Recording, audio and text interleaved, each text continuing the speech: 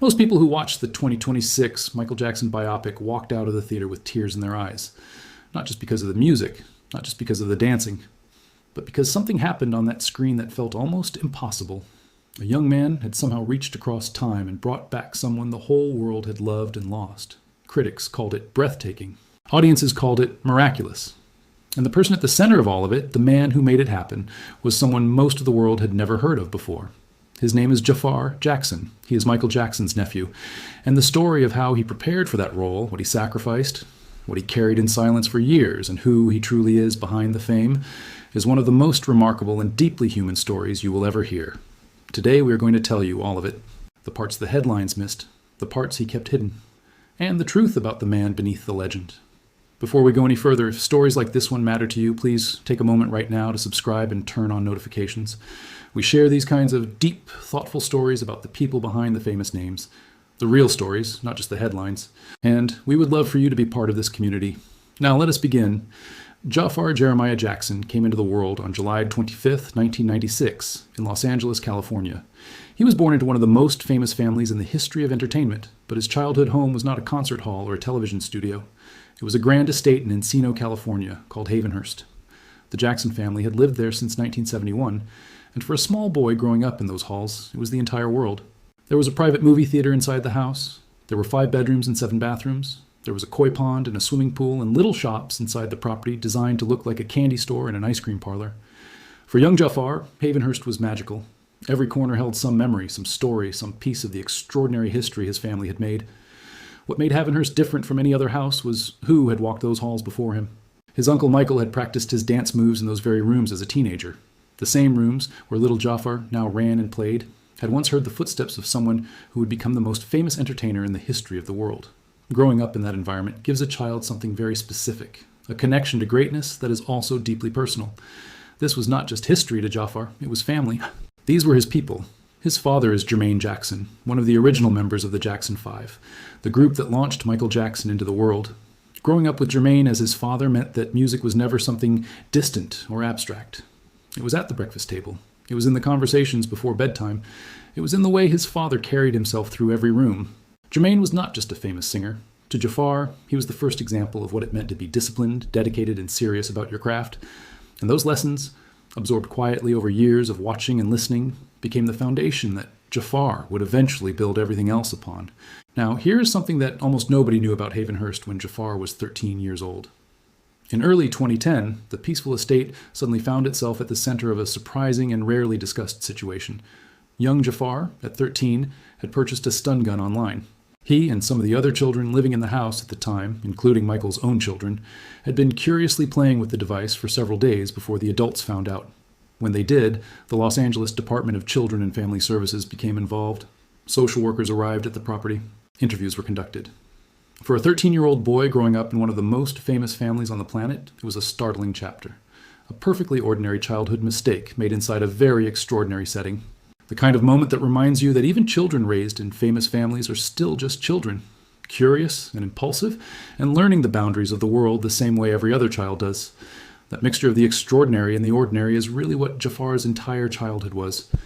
He was surrounded by musical royalty and family legend, but he was also a boy who made mistakes, who played with his cousins, who ran through the halls of a big house and experienced the normal joys and confusions of growing up. Both things were true at the same time.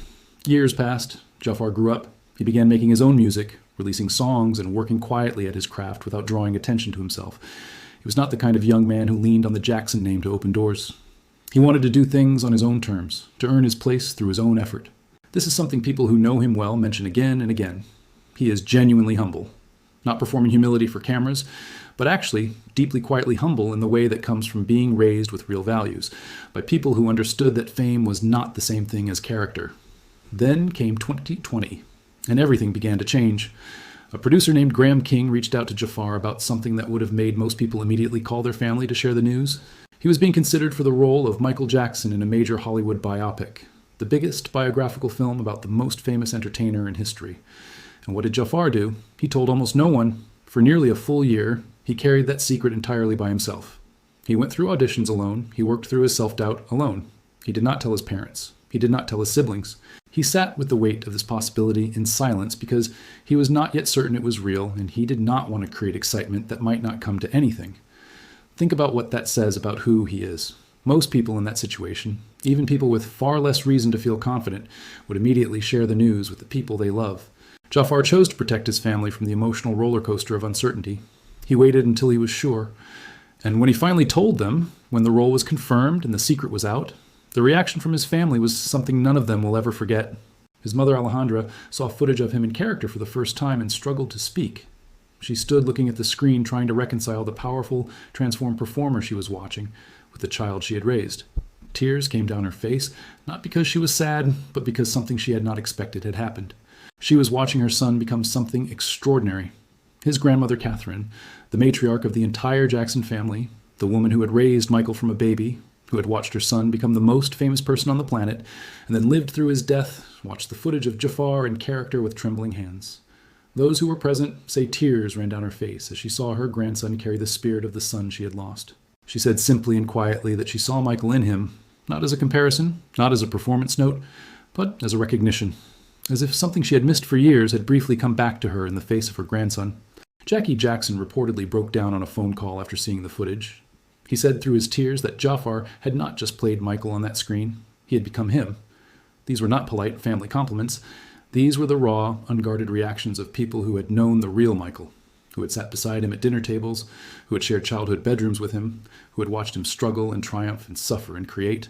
For those people to react this way to Jaafar's performance meant something real had been achieved. Now let us talk about how that achievement was actually made, because it did not come easily. It did not come from talent alone. It came from a level of dedication that is genuinely difficult to describe without sounding like an exaggeration. In 2023 and 2024, as Jaafar prepared for the role, he returned repeatedly to Havenhurst. The house was quieter by then. Much of the furniture had been removed, but Michael's old bedroom was still there.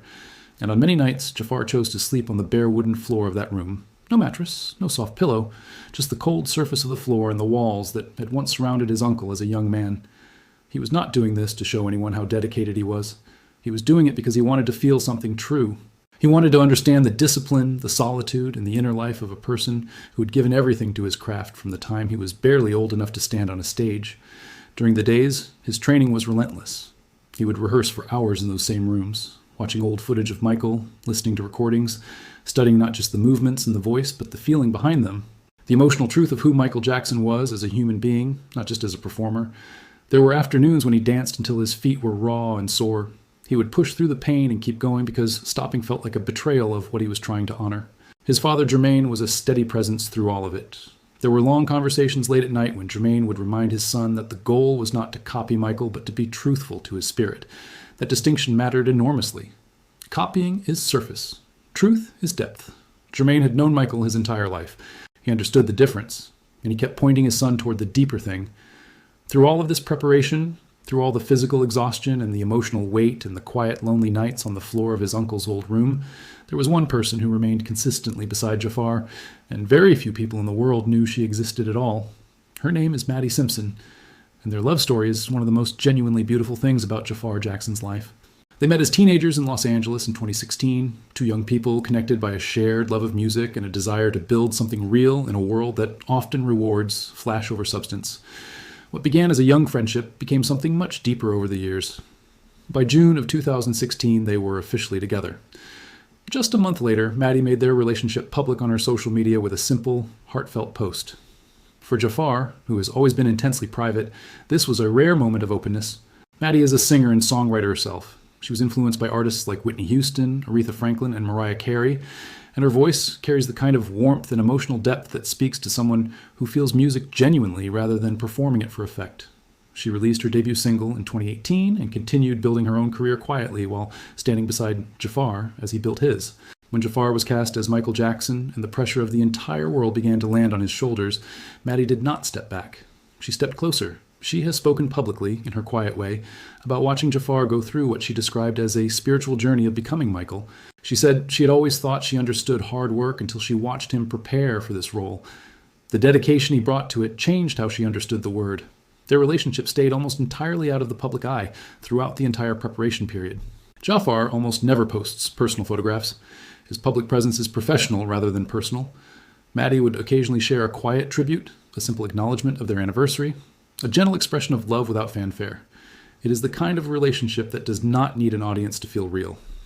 In February of 2025, after nearly 9 years together, Jaafar and Maddie got engaged. They celebrated privately with close family and friends. No announcement, no staged photographs, no publicist involved. Just two people who had grown up together choosing to continue that journey officially. By April of 2026, when the biopic premiered in Berlin and then at the Dolby Theater in Los Angeles, Maddie walked the red carpet beside Jaafar for the first time in full public view. She stood next to the man the whole world was suddenly talking about, elegant and calm, not drawing attention away from him, but sharing the moment with him in the quiet, confident way of someone who has been by his side long before the spotlight arrived. There is something genuinely touching about their story when you hold it alongside everything else in Jaafar's life. He grew up in one of the most famous families in the world. He was surrounded his entire life by the consequences of extraordinary visibility. And when it came time to choose the person he wanted to build his life with, he chose someone who values privacy as much as he does. Someone who believes in him not because of his name, but because of who he actually is when no one is watching. Now, let us talk about what the film itself did to Jaafar's life from a practical standpoint. Because the change was dramatic, even if Jaafar himself barely shows it. Before the film released, his estimated net worth was around $500,000. This reflected his early music releases and the modest, deliberately quiet career he had built by choice rather than necessity. He had the name. He had the connections. He could have leveraged both far more aggressively than he did. He chose not to. He wanted to earn his place. Then April 24th, 2026 arrived. The Michael biopic grossed $97 million in its opening weekend in the United States alone. It went on to surpass $800 million worldwide. It became one of the highest-grossing music biopics in the history of cinema, and Jaafar Jackson, the lead actor who had slept on the floor of his uncle's old room to prepare for the role, suddenly found himself in a very different financial situation.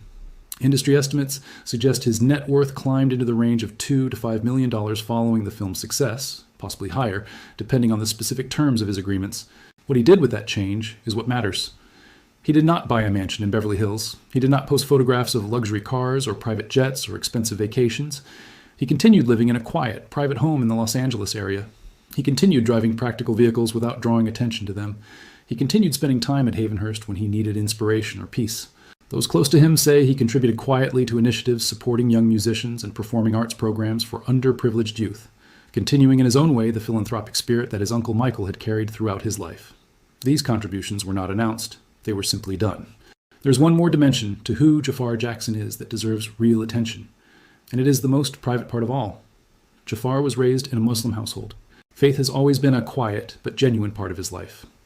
In early 2020, when he was 23 years old and the weight of the upcoming role was beginning to settle on him fully, he traveled to Saudi Arabia to perform Umrah, the sacred pilgrimage to Mecca.